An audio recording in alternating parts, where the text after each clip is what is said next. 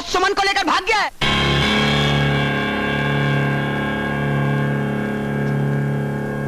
अश्विनी, अश्विनी, अश्विनी, अश्विनी, अश्विनी। राजेश्वर, तुम्हारी चीख और बेचैनी बता रही है कि तुमने फैसला हमारे हक में किया है और इसीलिए तुम हमारे गरीब खाने पे तशरीफ लाए हो। मेरी बेटी कहाँ है? तुम्हारी बेटी? राजेश्वर, शादी से पहले बेटी घर पे होती है, ससुराल में नहीं। अपने घर को मेरी बेटी का ससुराल बनाने का तुम्हारा ये ख्वाब कभी पूरा नहीं होगा अश्विनी। तुम्हारे रवि ने जो ये जलील और घटिया हरकत की है ना, वो एक शरीफ और खानदानी रईस इंसान की शान के खिलाफ है। रवि के खानदान की इज्जत बरकरार थी और बरकरार रहेगी। रहा तुम्हारी बेटी का, सो रवि उसे घर पहुंचा देगा। और देखो राजेश्वर, जब दोबारा कभी आओ तो शादी का पैगाम लेकर आना। वो नौबत नहीं आएगी। ये लो और इंसाफ करो।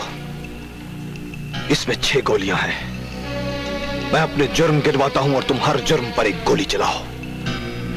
मेरा पहला जुर्म यह है कि मैंने तुम्हारी बेटी को अपनी बेटी समझकर पाला और यह भूल गया कि सब कुछ बदल सकता है मगर रिश्ते नहीं बदलते।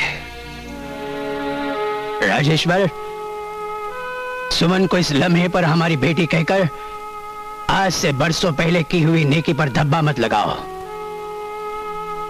सुमन तुम्हारी बेटी है। अगर हमारा कोई जुर्म है तो सिर्फ इतना कि हम उसे रवि की दुल्हन बनाकर अपने घर लाना चाहते हैं। अगर इस हसीन हादसे पर तुम अपनी जान दे देना चाहते हो तो ये भी सुन लो कि जान दे देना हमें भी आता है। अगर तुम्हारा यही फैसला है अश्विनी कि मेरे घर में तुम्हारे रवि की बारात आए तो ठीक है, मगर यह भी सुन लो, उस बारात का इस्तकबाल करने के लिए राजेश्वर पहला धमाका अपने सीने पलेगा। ऐसा नहीं होगा राजेश्वर, ऐसा नहीं होने देंगे, ऐसा नहीं होने देंगे। ये आपका पुलिस डिपार्टमेंट क्या कर रहा है? 3 दिन से एक ही बात दोहराई जा रही है कि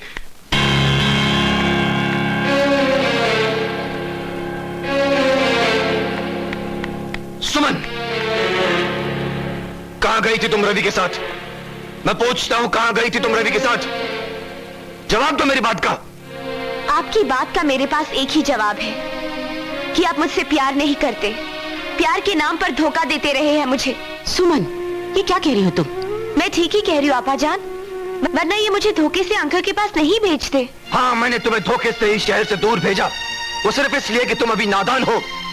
दुनिया नहीं देखी तुमने अभी, इसलिए तुम ये नहीं समझ पा रही हो कि रवि के प्यार में कितना स्वार्थ है। स्वार्थ तो उसके प्यार में नहीं, स्वार्थ आप में है डैडी।